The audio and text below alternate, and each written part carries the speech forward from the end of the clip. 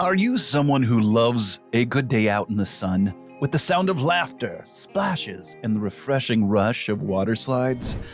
Well, you're not alone. Water parks, like Raging Waters, have been a go-to summer escape for millions of people. For years, they made waves in the business, bringing joy and excitement to families and thrill seekers alike. But what happened? And they got a sad fall no one ever expected. In this video, we will share the untold story of Raging Waters Parks, the water park empire that once ruled the waves. And then you won't believe your ears when you hear what happened next. So stick around and discover what many don't know, and consider subscribing before we get into it. The Rise. Raging Waters Parks has made a colossal impact in the water theme parks. With two fantastic locations worth exploring, these water wonderlands, operated by Palace Entertainment and owned by their parent company, Parques Reunidos, offer an escape from the searing summer heat. Let's begin our journey with Raging Waters Los Angeles, a place synonymous with water park fun. In 1983, it opened its doors in San Dimas, California, strategically between Interstate 10 and Interstate 210. It was a place to beat the scorching California heat. In those early days, we lovingly referred to it as Raging Waters San Dimas. But as time passed and the park continued evolving, it adapted a new moniker. By 2016, it officially became known as Raging Waters Los Angeles. The name change seemed to fit perfectly, capturing the essence of this Southern California gem. This water park wasn't just an ordinary park, it had a charm that made it truly special. It was even immortalized on the silver screen. You might recall the 1989 movie, Bill and Ted's Excellent Adventure?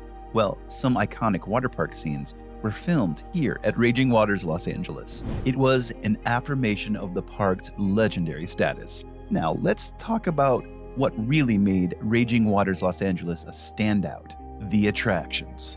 The Aqua Rocket was an absolute gem, a pro-slide hydro-magnetic slide that utilized magnetic propulsion to send rafts zooming up hills. It felt like a water-based roller coaster, and the rush was something you'd keep coming back for.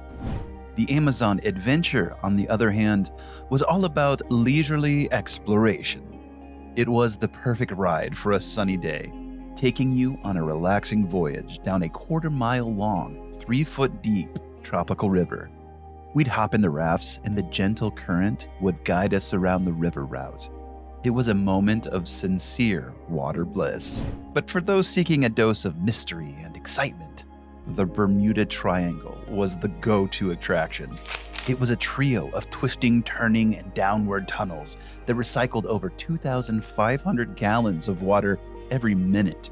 As we zoomed through these tunnels, it felt like we'd ventured into an enigmatic world in the Bermuda Triangle.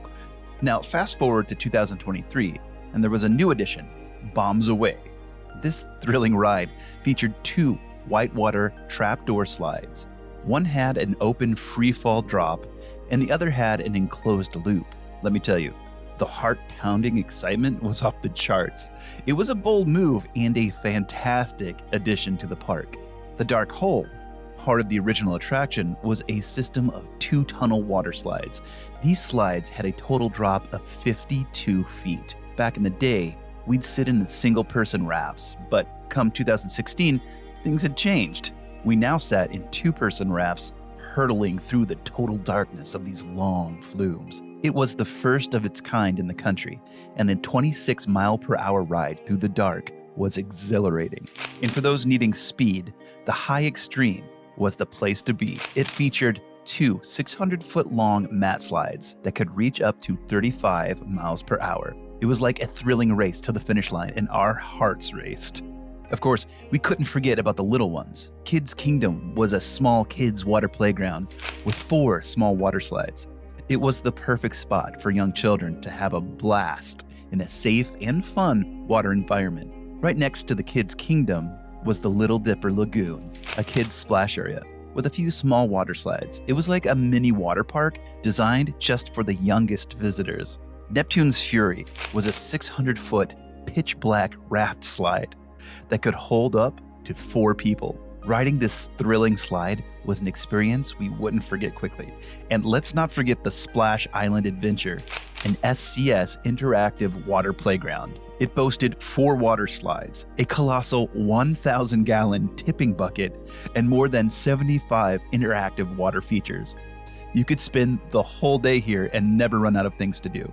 But what happened to this amazingly entertaining chain? Well, we'll discuss that later in this video. But first, let's discuss the other chains. Raging Waters San Jose was a haven for water park enthusiasts in Lake Cunningham Park in East San Jose, right by Capitol Expressway, Eastridge Mall, Eastridge Transit Center, and Reed Hillview Airport. It debuted in 1985, quickly earning the title as the largest water park in Northern California. It wasn't just a water park, but a source of pride for the community. Raging Waters San Jose had a fantastic array of attractions that kept visitors returning for more. The activity pool was a delightful water play area, designed especially for kids. It featured various splash features and rope courses that entertained children for hours. It was a place where laughter and fun were a constant presence. Barracuda Blaster was a thrilling 500-foot pro slide, in-line raft water slide. The ride had you screaming with excitement from start to finish. Every twist and turn was an adventure waiting to be explored. In 2011, a new sensation arrived at the park, Bombs Away. This 200-foot pro slide super loop drop capsule slide was not for the faint of heart. It was a free fall experience that left riders with an adrenaline rush. One of the highlights of Raging Waters San Jose was the Dragon's Den, a pro slide cannonball slide that was added in 2003. It was a ride that sent you spinning and swirling before plunging into the dragon's lair. The Endless River was the perfect choice for those who preferred a more laid-back water adventure. It was a slow-moving, lazy river ride where you could relax and let the current take you on a gentle journey. Now, let's talk about the Great White Shark, a shark-themed tube slide. It was a thrilling experience that made you feel like you were in the depths of the ocean, surrounded by the majesty of the sea. Little Dipper was a dedicated kids area with various concrete slides. It was tailor-made for the little ones, ensuring they had a world of water-based fun designed just for them. On the other hand, Pirates Cove was a water playground for kids that featured a giant tipping bucket. It was like a treasure chest of water adventures, and the anticipation of the giant splash was most of the fun. For speed demons, there were the speed slides, including Blue Thunder and White Lightning. These two 60-foot surf coaster speed slides were the test of bravery and a race to see who could reach the bottom first. Even the youngest visitors had a special place to have fun.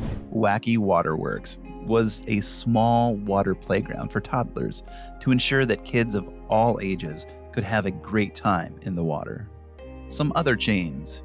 Raging Waters Sydney in Greater Western Sydney was once known as Wet n Wild until it was taken over by Parques Reunidos in 2018. It was an excellent place for some aquatic fun in Australia. Raging Waters Sacramento used to be called Six Flags Waterworld and is located at Cal Expo. Over in Wildwood, New Jersey, you've got Raging Waters Park, operated by Maury's Piers.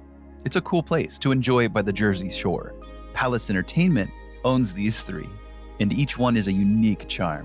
There used to be a Raging Waters Park in Salt Lake City, Utah, later known as Seven Peaks, Salt Lake, but it closed down. We will discuss that one later in the video. The downfall. Now, I've got some news about different Raging Waters chains that might bring a little sadness. The Utah chain downfall. In the summer of 2018, the Utah chain doors closed for good, leaving behind an abandoned space. If you have fond memories of Seven Peaks, Utah, it's heart-wrenching to see what it's become. What was once a lively center for life and fun is now nothing more than an abandoned water park in Utah. It's crucial to note that this abandoned park poses serious dangers and is illegal to enter.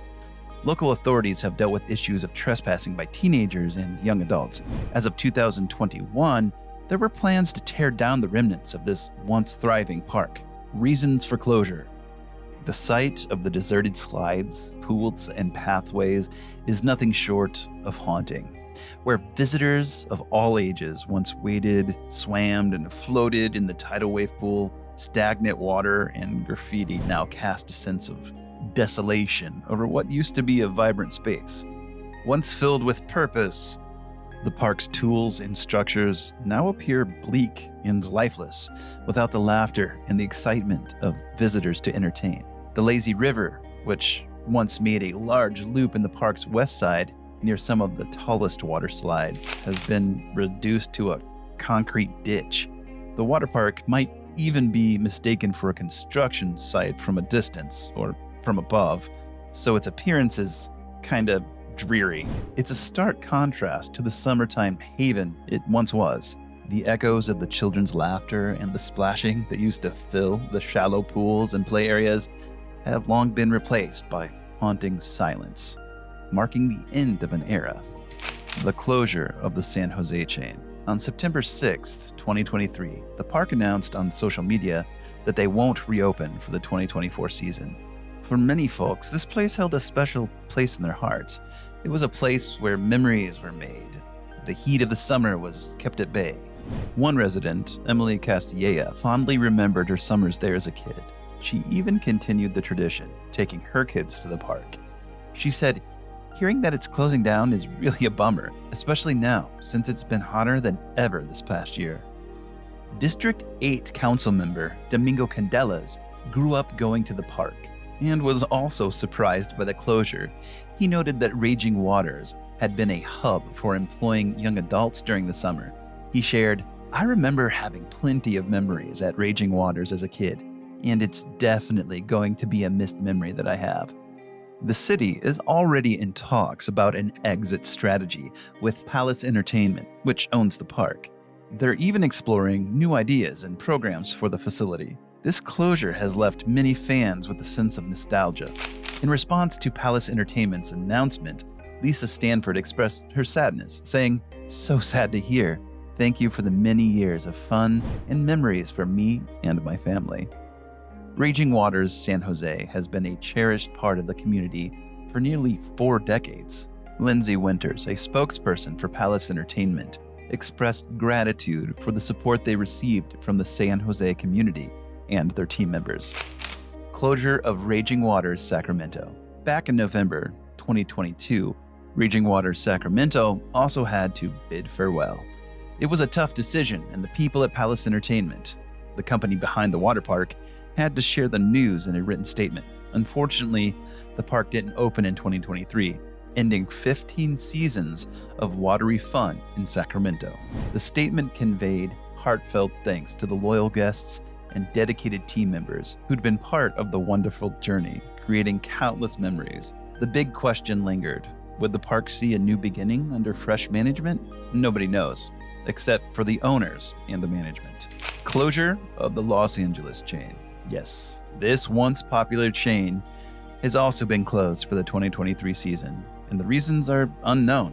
However, people expect it to reopen for the 2024 season. It's worth noting that Raging Waters was the only theme park in town besides Great America, which is also set to close in the coming decade. While it's a time of change, the memories of these parks will live on. Have you had fun at any of these parks with your parents or your friends? Share your experiences with us in the comments section, and don't forget to subscribe. See you in the next video.